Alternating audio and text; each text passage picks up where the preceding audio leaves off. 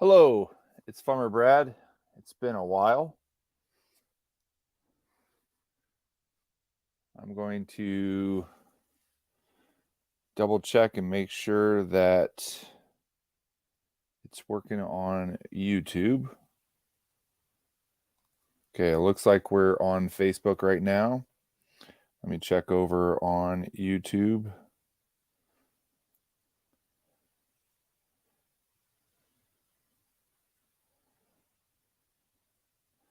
Okay, it looks like we're live on YouTube. Let me share that.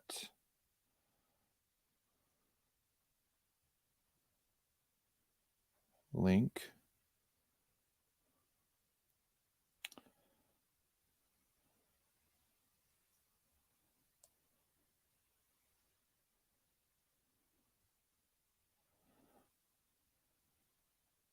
I'll share the link over to Instagram.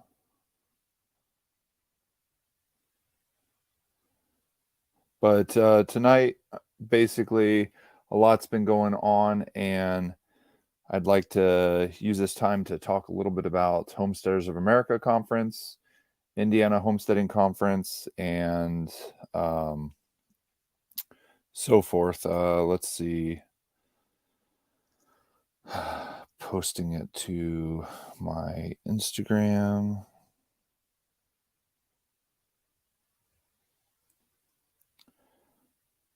Let's see.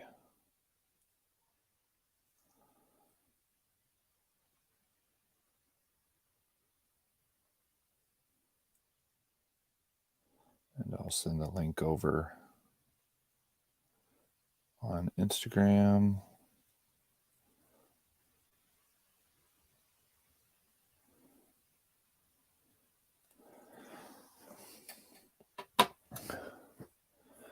So back earlier this month, went to the Homesteaders of America conference. Ended up going out Thursday after work. Drove out to Front Royal, Virginia. Got to AJ Farms about 12:30 at night. And I ended up, because I didn't want to wake John and Anita up. So I ended up being prepared with a cot in my backyard. Sorry, not the backyard, but in the van, I had a cot. And that way I just slept there on that cot that first night. And then I was trying to figure out what the ideal REM cycles were. So I Googled it and it was like 90 minutes. So I tried to time it to where I would get sound sleep and then I'd wake up and hopefully not be groggy. So that ended up being, I set my alarm for 4:10. And what's great is if you volunteer for Homesteaders of America, you get free entry and you also get membership. So you can go back and watch the videos of the speakers and stuff that you might not have been able to see. So I ended up volunteering that Friday morning, the first shift, and I had to be there at, let's see, 5. I think I had to be there at 5 o'clock in the morning. So as I pulled out of the driveway on my way to Homesteaders of America, I was happy to find a 7-Eleven that actually had a latte machine that was good. And so then ended up going there, worked the ticket booth, and last year there was an issue at Homesteaders of America where the people were waiting and there was long lines.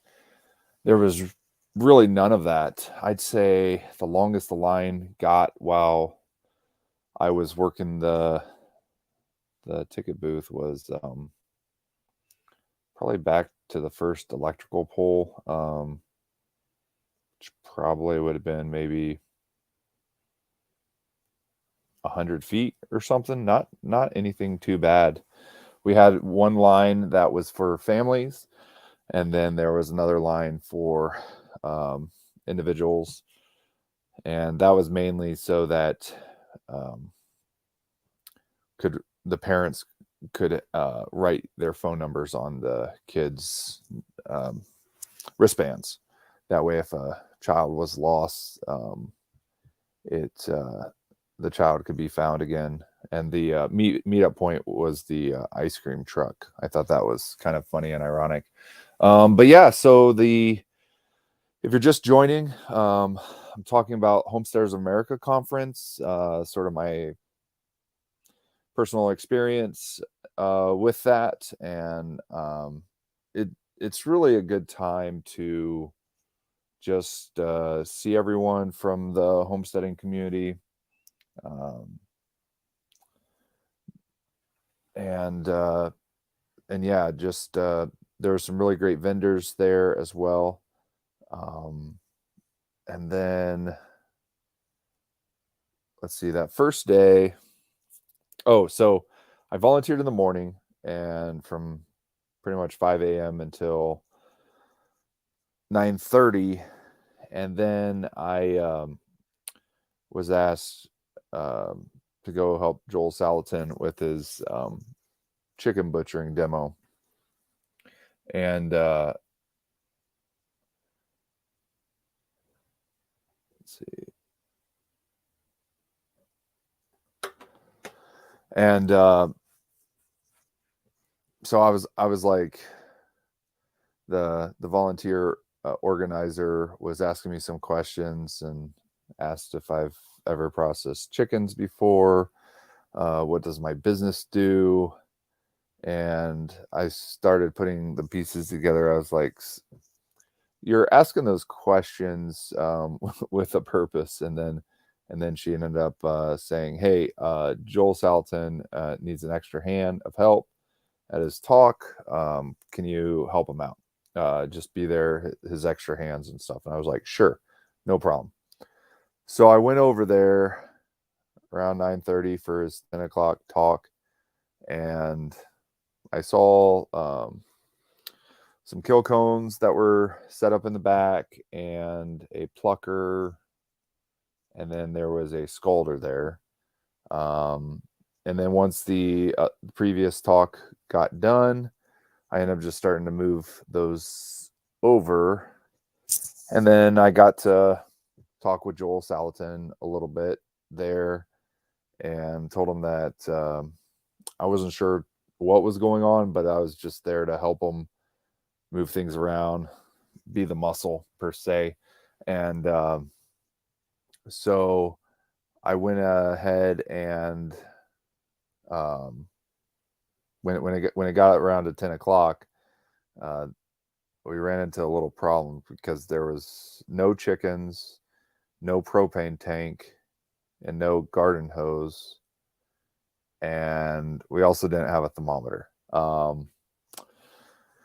So Joel ended up just answering questions and working the crowd. And then I volunteers and stuff while we were still missing, and so things started appearing kind of behind the scenes. For a moment I kind of felt like that it was like assembling a car while it's going down the hill. But I have to say it was awesome. At the end, there were 6 processed birds. So he was able to show them his method of eviscerating the chickens and doing that. So everyone came together and made it work. And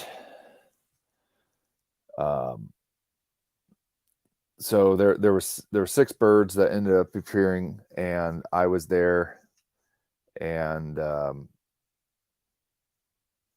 there was a kid in the background that I could hear crying when each chicken was put in the kill cone, which I don't blame the child, especially if they've never seen anything like that. So I'd say we also didn't have a thermometer. So a propane tank ended up showing up, a garden hose ended up showing up, and then one of the conference attendees ended up bringing some aluminum foil to put on top of the turkey fryer pan that we were using as a scalder, and then also brought a garden hose spigot at the end of the garden hose. And so things were going along good. The tricky part was we didn't have a thermometer, so the first 2 birds got a little extra scalded, and then we put them in the chicken plucker, and then that caused some of the skin to rip off. But by the end, there were 6 processed chickens. And the other thing too was, after Joel had gotten done doing his talk, he was answering some questions, and I was standing there, and he had put the gizzards down in the bucket and stuff. But so I waited until he was done answering or starting to answer questions, and people were sort of dismissing and stuff. And so I went down and reached into the bucket and grabbed a gizzard, because I can't not cut open a gizzard when it comes to processing birds, especially pasture raised birds.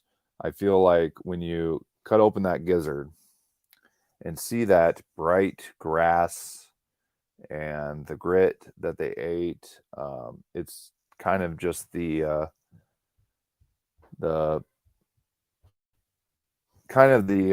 proof is in the pudding, per se. And so I ended up cutting one open, and so when people came up, they could see it. And then someone asked me, how do you clean it? So then I cut another one up, cut it open, then peeled off the membrane, washed it off, and showed them that. So that was fun and exciting. I figure, how often do you get to help Joel Salatin? And he's pretty much the go-to person for modern generation that has revolutionized raising animals and sort of going back to that old-fashioned way, but using those animals together as a system and having them work together and work well. If you have any questions, feel free to put them down in the chat, whether you're on Facebook or YouTube, and I'll try to answer them as I can. If you went to Homesteaders America or Indiana Homesteading Conference, please say hi down in the chat as well. So let's see. So the first day, my goal was to go to more talks this time than I did last year. I don't think last year I had I ended up making it to any talks, or if I did, it was maybe like 10 or 20 minutes. And so I made sure to go to John Moody's talk, and his was about trying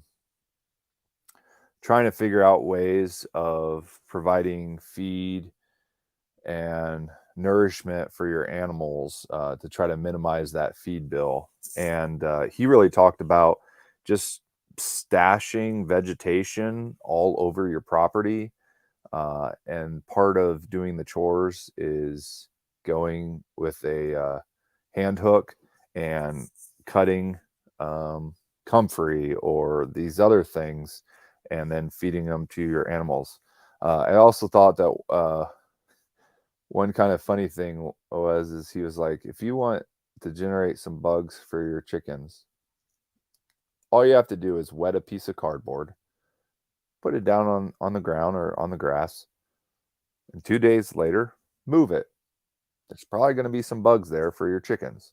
And then just do the same thing over and over and over again. And so while I was there, I went up to his booth afterwards and shared with him some ideas that I've been working on. One of them is I've been building a garden, sort of sectioning off where our garden is. And then I had a chicken coop near the garden, and so I reoriented it, which if you go to my YouTube channel, Farmer Brad on YouTube, it's one of the most recent videos that I made where I rotated a chicken coop around, and what I'm creating is a chicken run that almost mirrors the size. It's a little bit skinnier than the garden, not as deep, but having it right north of the garden. And then north of the chicken run, I'm building my compost bins. But I didn't want to fence in my compost bins. I wanted to make it so that they were accessible, that I could pull a garden tractor around with a wagon on the back and shovel that stuff out there, get them in the compost bins. So what my plan is to build a little wooden frame, put some fencing on it, and then make it hinge. And that way I can put it over the top and the front of the compost bin. Then on the back of the compost bin, I'm going to make this little slide up door that I can pretty much open it up, and then I'll have a ramp so the chickens can go up to it, and then a ramp to go down depending on what the level of the compost bin is. And then that way I can have the chickens scratch one specific compost bin. And I mean, the convenience factor, it's kind of like Justin Rhodes's garden where it's in his front yard, but this is, I guess it's kind of in our front yard, but I don't know what type of yard it would be considered, but it's in front of the barn. And, but having that chicken run right near the garden. And what's nice is when we grow things on that cattle panel, 50% of it will feed the chickens.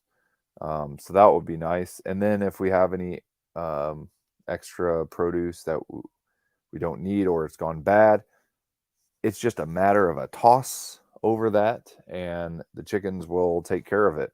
The other thing I'm going to be doing is I had mentioned to our local farmers market that that my chickens could eat some pumpkins and stuff. And so I might try to set up a collection time for pumpkins from Halloween. And that would be a nice bit of things to feed my chickens.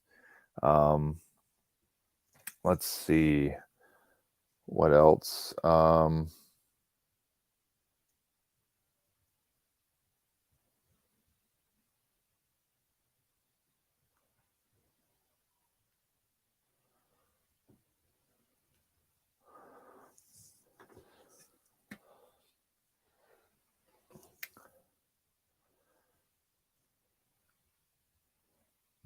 Let's see. So yeah, I really enjoyed John Moody's talk. And let's see. I'm going to grab some books that I think are some great resources that are in my homesteading library. Let me grab them.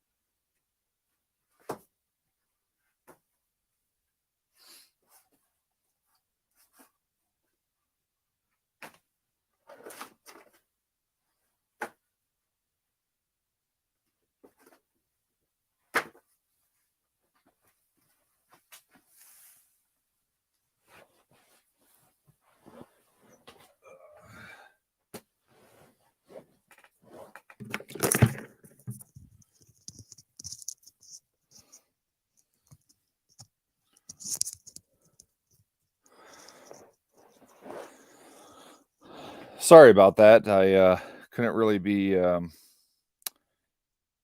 too picky because there's so many great books out there as far as homesteading goes. Let me just let me make sure this live stream is being monetized.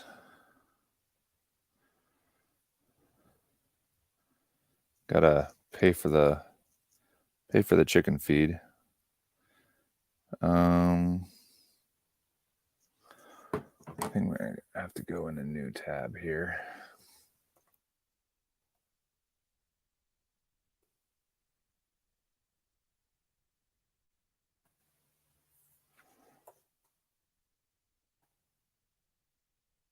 But if you have any homesteading books that you enjoy, put it down in the comments so we can share it with others, whether or not they are watching it live or are replaying it.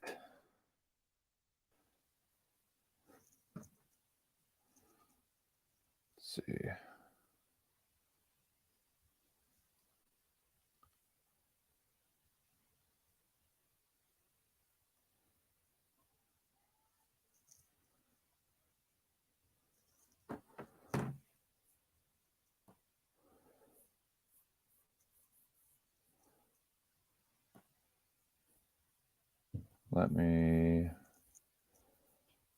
Is it going to let me edit it?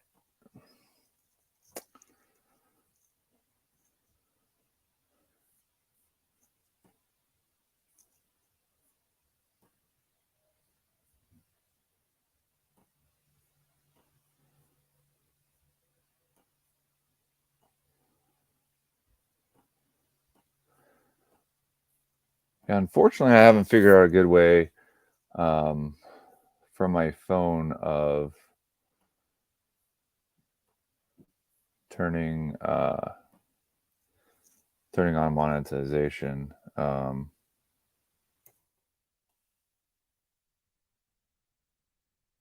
While I'm in here,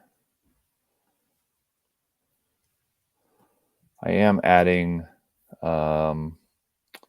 my cows are vegetarian shirt, which I really enjoy wearing. And so if you're in, you see that pop up down below there. You can purchase that and support grass-fed beef. Grass-fed beef is so good for the environment. It really gets overshadowed by the traditional, the large farming operations today. Okay, back to it now. So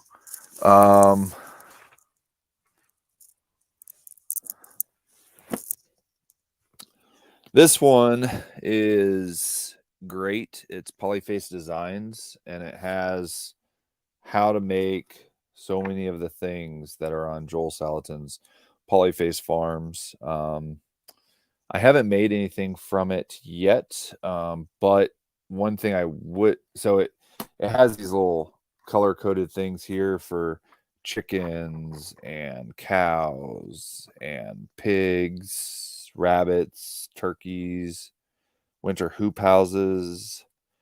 So the two major things that interest me in there is the rabbit tractor and then the winter hoop house setup configuration. It totally makes sense to put chickens and your animals in like a high tunnel or greenhouse setup over the winter because it naturally warms up and then it allows them to scratch around and add their manure into the ground, and it just seems like it's a win-win situation. Now, the tricky part would be making sure that you transport enough water out there if you don't have a water spigot, like in our setup, because I've had to shut down the ram pump off-grid powered farm irrigation system, just because I don't want it to freeze all of the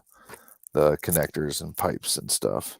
I would say really any of Story's guides. So I have the Story Raising Sheep. I have one for raising poultry. I have another one raising chickens. I do not recommend the Fresh Eggs Daily, though. I feel like the information in that is not thorough enough, but the Stories guides are very thorough. And then my chicken mentor, Pat Foreman, she wrote this with Andy Lee, and this is Day Range Poultry, Every Chicken Owner's Guide to Grazing Gardens and Improving Pastures.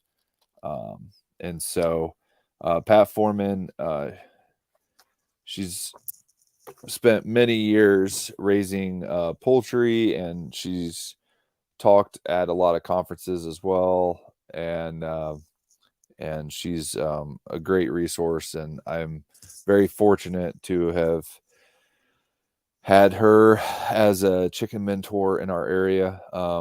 She's the one that helped teach Justin Rhodes sort of the finer chicken raising methods and stuff. Let's see. And then this is a cool book. It's Self-Sufficiency for the 21st Century by Dick and James Strawbridge. And what's nice about it is how it's broken down. There's like small scale and big scale. Let's see. And they show how they build all of the projects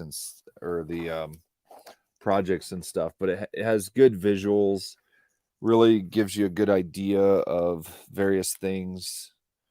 But let me find the big map that is just astounding.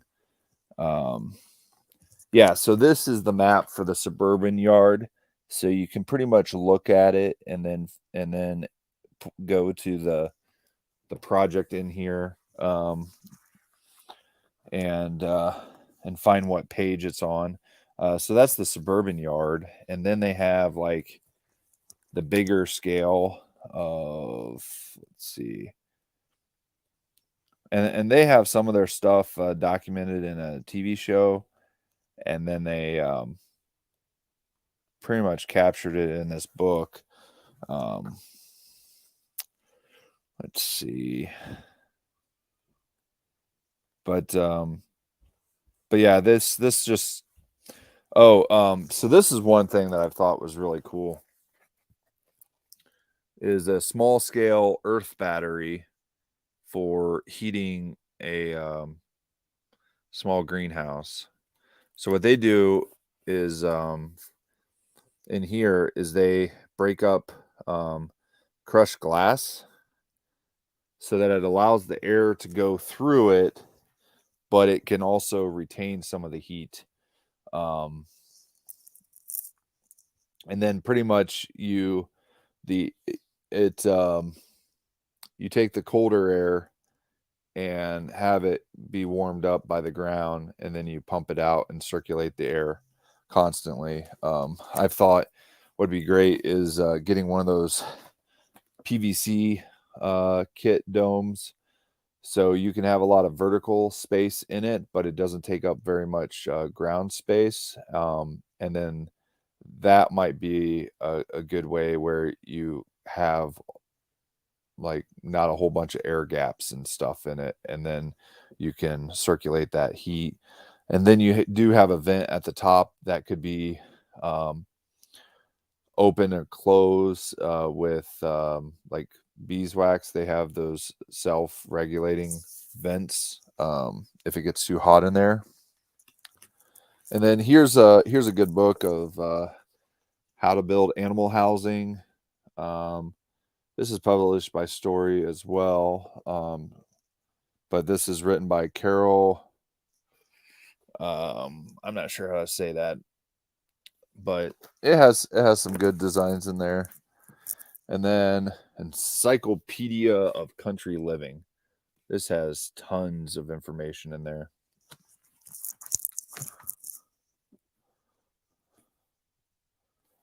And then the Chicken Health Handbook.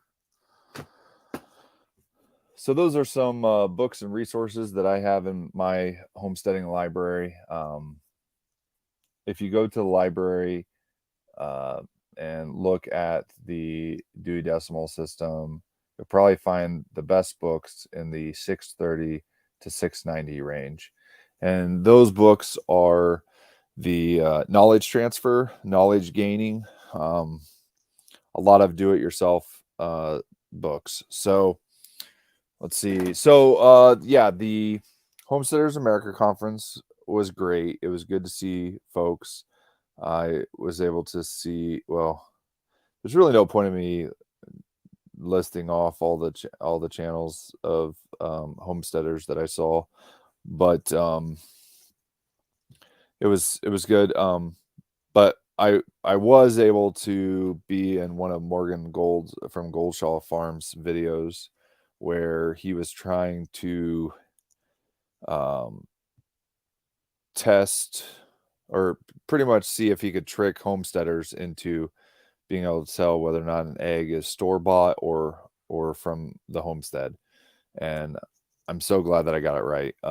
Pretty much what happened was the first egg, I was like, there's really nothing to write home about. The flavor was blah.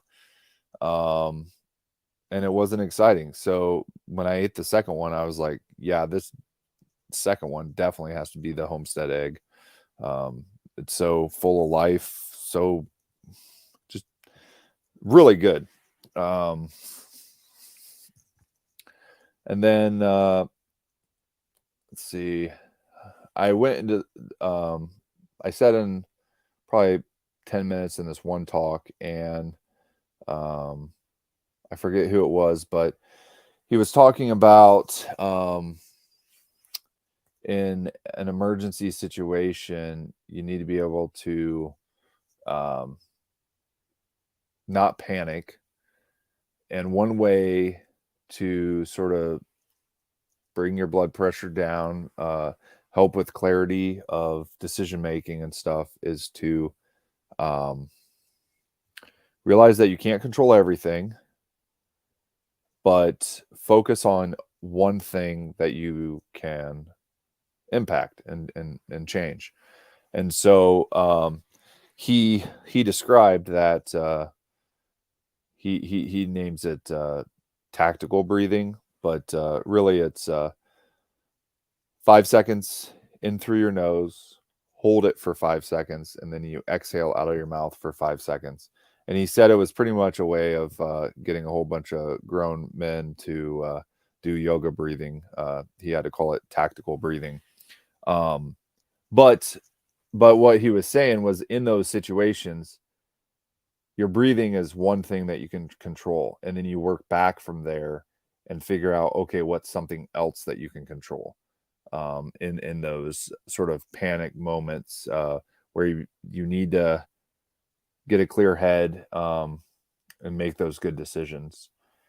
Looks like we have 2 people watching. If you can leave a comment down in the chat if you went to Homesteaders America Conference or Indiana Homesteading Conference, or if you have chickens, if you have any chicken questions, I might be able to answer them. But yeah, the conference was good. I saw Alumna Coop, which they make aluminum chicken tractors, which I really like their wheel design. They have it where you pull this bar up, and when you pull this bar up, it pulls a cable, which then pushes these wheels down to the ground, which I think is a great design. Hopefully one of these days I can get the welder out and figure out a do-it-yourself option for that. that I could probably make out of metal, because I don't know how to weld aluminum at this time. Let's see. So there was probably, well, I mean, they sold out all of the tickets at the Homesteaders of America. Um, it was capped at 5,000, but my method for going to Homesteaders of America is probably about the most affordable. So this year was my third Homesteaders of America conference, and I wouldn't be able to do it without my wife, because she stayed home with the 4 kids while I went to Virginia.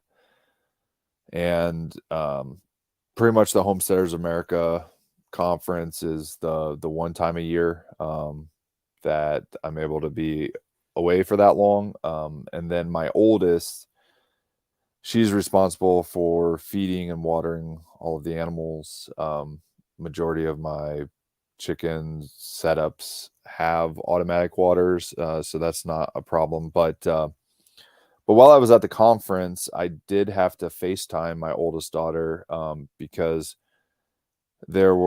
I had various chicken coops, and before I left, I had ran out of splitters for daisy chaining my chicken water. So I had been just moving the blue tube from one to the other in order to fill it up. Well, while I was out there, that shipment of Y splitters had come, and so I was over FaceTime trying to talk her through how to install that. And that really instilled and reminded me that, even though it may take longer, I really need to make an effort to um, have my kids tag along, and learn to learn and learn how to problem solve. And um, because like I remember growing up, and my dad had a whole bunch of stuff in his garage, and I always thought, okay, the answer to a problem is somewhere in this garage. I have to find various parts, put them together, and it will solve my problem. Like I remember helping my dad replace a toilet, and he was telling me that like I was having trouble tightening something, and he was like, "So what are you going to do when you're older and I'm not around to be able to loosen or tighten that nut? Um, how are you going to figure that out and stuff?" So that day I ended up blooding my knuckles, but I got it done. I figured out how to get it done in that moment, and so I feel like that was a good bit of work ethic that I had learned at that moment. And so let's see, the other day I was working on the end of an extension cord, and I had unplugged it, and my oldest, she was curious and wanting to watch me work on it and stuff, and was great. And then later she went off to play outside and do something. But then my youngest, he comes over. he just and I think I shared it on Instagram, but he comes over and he finds a tool, and then he finds a part of the electrical plug that I was putting on the end, and he finds the part, and he puts the tool on the screws and stuff, and then he's sticking his tongue out, just really concentrating and stuff. He's like, I know this is a tool, and I know this is a part, and I know that I'm supposed to work the tool in order to fix the part and stuff. And so it was really cool moment just to see him um, thinking and problem solving, and also just wanting to hang out with his dad. Um, so I feel like since Homesteaders of America, I've really need to figure out ways of incorporating my kids at various ages um, into the various projects, and then also figure out, because they are various ages, what are they capable of, what is something that they can grow into as far as a task or a skill or various things, and just sort of develop that over time. Um, because, like every day we're getting older, and every day, um, whether or not we like it, we're eventually going to be able to do less and less things. And so we need to um, train up our kids to be able to do these various things, especially have a contingency plan. If you get sick or if you come down with COVID and you're out, there's a good saying, two is one is none.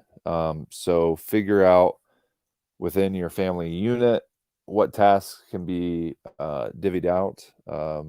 If the main farm worker or homestead worker is out due to health reasons or sickness or various things. So now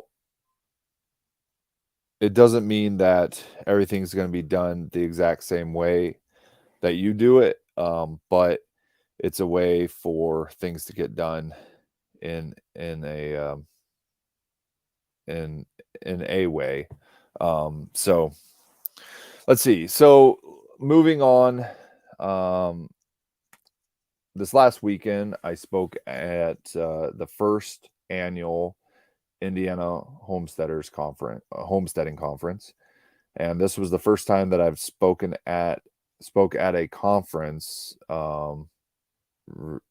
that was geared to homesteading. I've spoke at a conference about web development or more technical things, but this was the first time at a homesteading conference that I spoke. And what I spoke about was what do people need to get started raising chickens for eggs or for meat. And I recommended for the folks to not start with baby chicks, but buy some pullets or some birds that are already laying, to be able to get that experience under your belt first, before, because having adult birds, that's the minimum amount of infrastructure you'll ever have to have for raising birds. Because if you plan on raising them for eggs, then well, I guess if you raise them for meat, you'll have a chicken tractor, so that might be but if you're raising them for meat, you're probably getting them as baby chicks. So I would say get adult birds so you can gain that experience, because I feel like the adult birds are hardy enough that they might be able to tolerate more newbie mistakes than baby chicks. And baby chicks can be expensive, where you can have like 10 to 20% loss in the brooder if you make the same mistake when they're older. Then you're probably like 2 to 5% loss. So it was good. I had the setup was talking for 30 minutes and then 15 minutes for questioning. And so I had the first session of the day. And then I spoke later at 3 o'clock in the afternoon. It was kind of nice having 2 talking sessions because I feel like I was able to make the second one better. But then afterwards, I ended up realizing that there were some points that I had mentioned in the first one that I had forgotten in the second one. But another exciting thing was I was able to bring my oldest daughter with me. She helped work the vending table where I had automatic chicken water buckets available for sale. We ended up only selling, I think, 2 or 3 do-it-yourself kits. That's what happens when the homesteading community is very self-reliant and stuff. They'll just buy the kit and make it their own. But anyways, I had a 2-gallon automatic chicken water bucket, which you hook up to a garden hose and it has a float valve in there. I also had the 4-gallon variety, which I sent one of these a couple years ago to Randy Kleinman in Minnesota. So he lives in Minnesota, and so with that 4-gallon, he doesn't have to refill it as much as often. And then here I have a 2-gallon. Here we go. A 2-gallon heated chicken water that has a 60-watt built-in heater. And then during the summer, you can hook it up to the garden hose and it refills automatically. So it's the best of both worlds. During the wintertime, you have to manually refill. Like, I know that electric heated garden hoses exist, but if the power goes out, you're going to be in a world of problems with your hydrant cracking, just a big mess. So that's why I don't recommend those. But yeah, so you manually refill during the wintertime, and then during the summertime, you can have the float valve and have it automatically refill.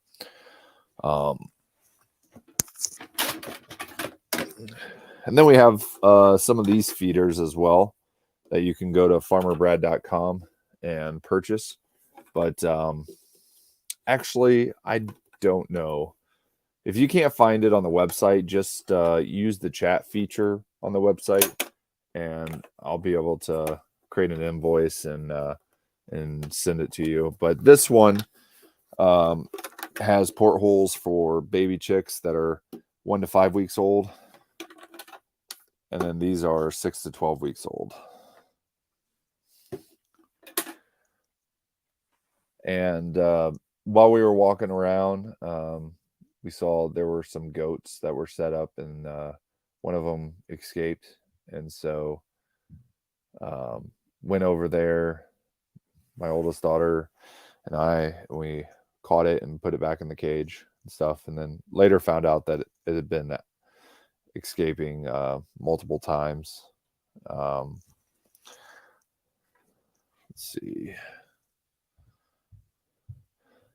But what's really nice is that I feel like Homesteaders of America conference, I think this year was its 4th year, or maybe it's been going on longer than that. But I feel like it's created a national movement, and then it's really exciting seeing the more regional events pop up, because when I was at the Indiana Homesteading Conference, there were breakout groups based off of your regions that some moderators or folks from the Homesteaders of Indiana Instagram group and website, they helped lead up, since they had pretty much divided a lot of their followers into those regions. And what was crazy was when we were chatting, trying to share what our issues or obstacles are with our homestead, I had mentioned that one thing I'd like to be able to do is actually store up some extra hay from my pastures, because there's definitely an ebb and flow where the sheep can't keep up with the grass that's being produced, and at that time, I'd like to bale some of it and store it, um, for later. And the issue that I have is, like, some of our pastures are kinda rolling, and it'd be kinda hard to get some equipment in, and a guy that was sitting near me turned to me and said, "Oh, yeah, we live, not too far from you, and my dad has that equipment, and he bales, 2 plus acres, and we currently have, just under 8 acres and stuff." And so it's like going to those regional events, you're able to really connect with folks that are at different stages, or they have different animals than you, and they can give you some advice on, um, what to look forward to. So, um, there's a Instagrammer, in Indiana that, has, I feel like, gone through maybe 4 or 5 calving times, and we recently had Buttercup, our, Jersey heifer cow, go to a nearby farm to get bred and learn how to be a cow. So I was able to ask ask her about what it's like to have a calf, and milk sharing, and various things like that. But honestly, this last I feel like within the last 2 weeks, I went to the grocery store, needed to get my wife some, heavy whipping cream, and it was $6.40 for heavy whipping cream, about, like, this much. So I feel like early, or, like, this next spring, even though it may be a pain to milk Buttercup, I feel like the benefits outweigh the effort that's needed. Because, I mean, we'll be able to get milk, we'll be able to make butter, and we might be able to figure out, getting our own cream, and separating it and stuff. And so it's like with, with a home dairy cow, there's a lot of that can be created as a result of that. So, I'm pretty excited about that. Um, and there was probably about 20 to 25 people in each of my talk, and they asked some good questions, and seemed engaged. And I was, um, just pretty much trying to share from my experiences, since I started raising chickens out in California in our backyard, and then relocated to Indiana. And I've raised egg birds, meat birds, and now I'm getting into quail, which is exciting.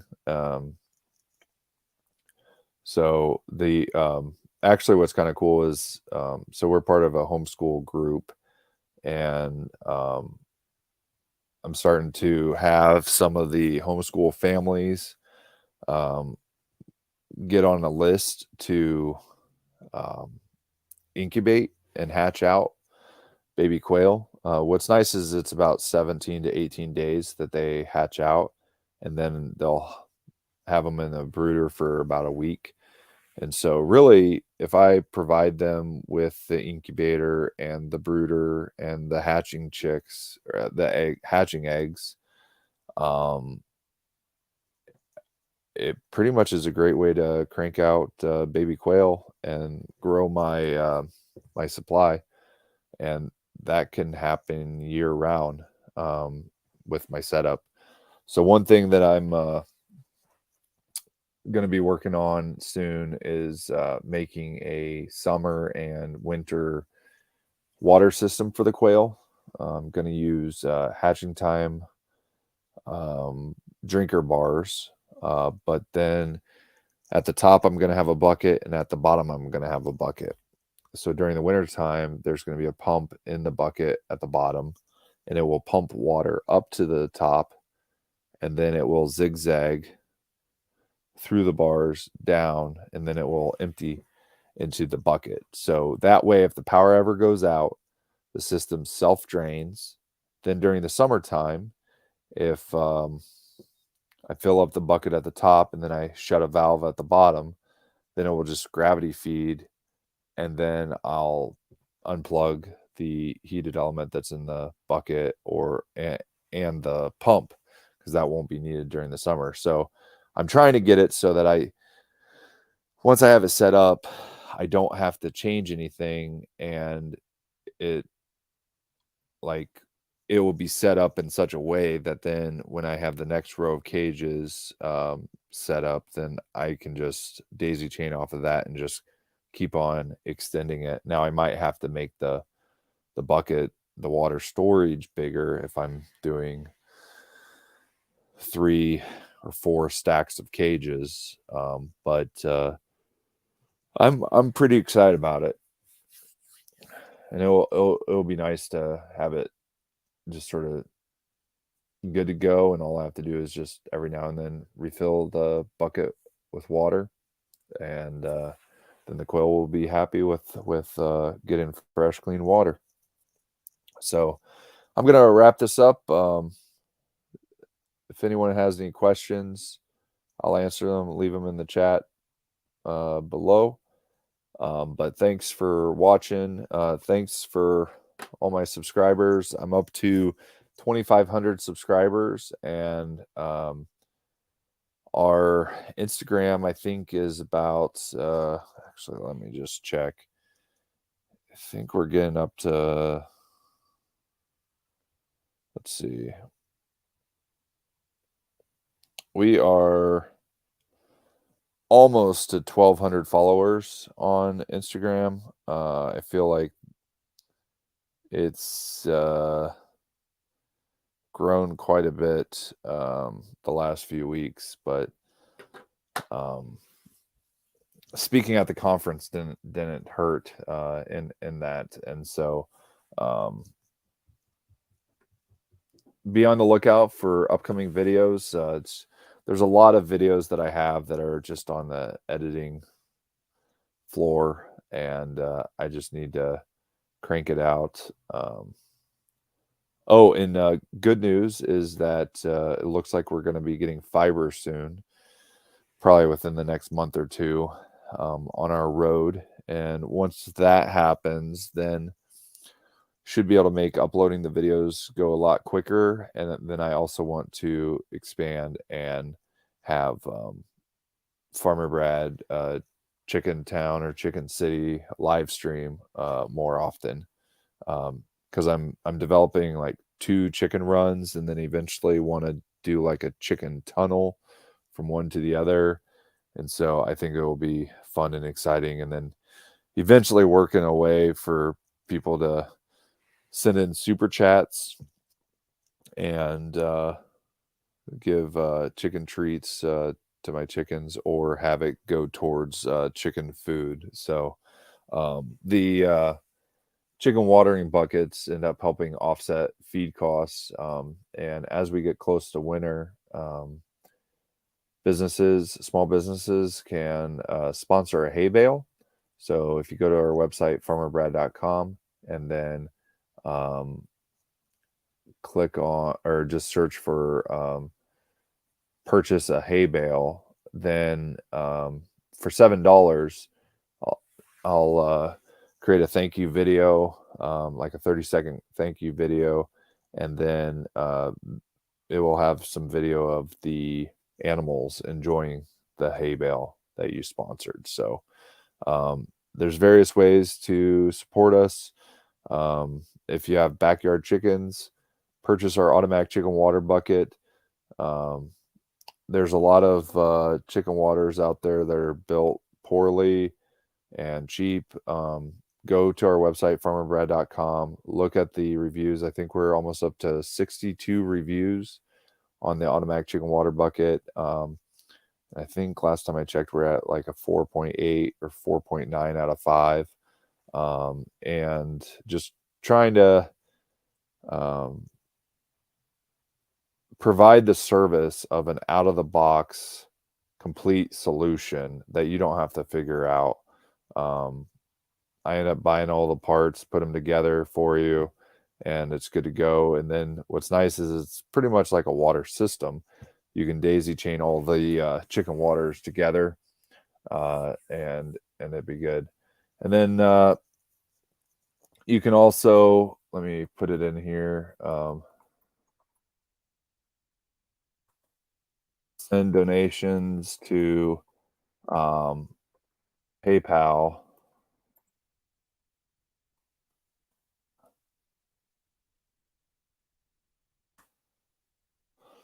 If you'd like to support the things that we're doing on our farm. I'm not a big fan of PayPal, but currently that's just the easiest platform that I have. Our website is on Shopify. I'd say also within the last month, I've gotten the chicken water bucket on Walmart.com. So you can search for that there. Especially if you get a Walmart gift card for Christmas or something, you can use it there. We have it available on ruralking.com. And then I'm working on trying to white label the bucket with a chicken treat company. So if you know of any companies that want to put flyers in front of chicken owners, have them email me, brad@farmerbrad.com. I'm looking forward to partnering with companies that want to put their product or message in front of backyard chicken owners, because when I ship these out, there's a whole lot of space inside of here for putting paper flyers and advertising your products. So let's work together on that. And thank you for everyone for your support and subscribing to our YouTube channel. Until next time, take care, be safe, and now's a great time to start homesteading. Thanks and have a good evening.